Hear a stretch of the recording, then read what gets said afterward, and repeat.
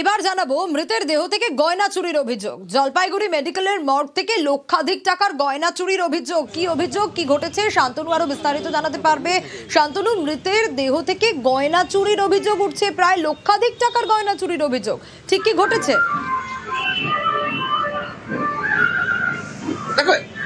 দেখো এমনটাই কিন্তু অভিযোগ করছেন যে মনখুশি বাউলির পরিবার। মনখুশি বাউলি ময়নাগুড়ির মরিচবাড়ি এলাকার বাসিন্দা। গতকাল রাতে তিনি অসুস্থ হয়ে পড়ার পর তাকে কিন্তু মেডিকেল কলেজের সুপার স্পেশালিটি হাসপাতাল নিয়ে এসেছিল পরিবারের সদস্যরা।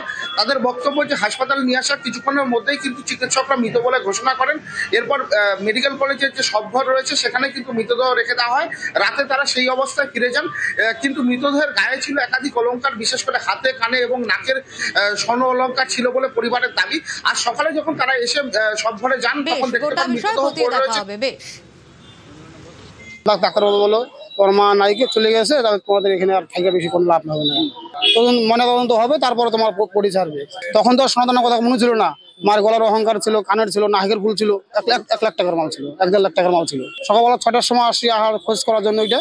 তারপরে গেট খুলে দিল, খুলে দেওয়ার পরে আমরা গেলাম, মাকে দেখলাম, মাকে সবাই রেখে গেছি টেসারের উপরে বাবস্তায় ফেলে, ঠিক আছে। আসে দেখে টাইম নিয়ে ঘুরে আসে। ওইভাবে কেন হলো? কানের নাইকিয়া, নাকের নাইকিয়া, গলার নাইকিয়া, এগুলো সব খুলে নিয়েছে। পুলিশের সেটা কেস করার জন্য আসলাম। যখন ও এসেছিল সিসি ক্যামেরা দেখতে হবে কি ছিল না ছিল। হ্যাঁ, এটা তো ইনভেস্টিগেশনটা সম্পূর্ণই পুলিশের ব্যাপার। বডিতে গয়না থাকলে সেটা আমরা নিয়ে নিতে বলি। যখন পোস্টমর্টম হবে তখনও যদি গয়না থেকে যায় সেটা রিপোর্টেড হয় ডেফিনেটলি। ওটা যদি রেখে থাকেন ওনারা সেটা পুলিশে বলুন। আমাদের যে ধরুন সিসি ক্যামেরা ফুটেজ আছে তাতে আমরা দেখবো, যদি ওটা বোঝা যায় তাহলে নিশ্চয়ই ইয়ে করে দেখা হবে।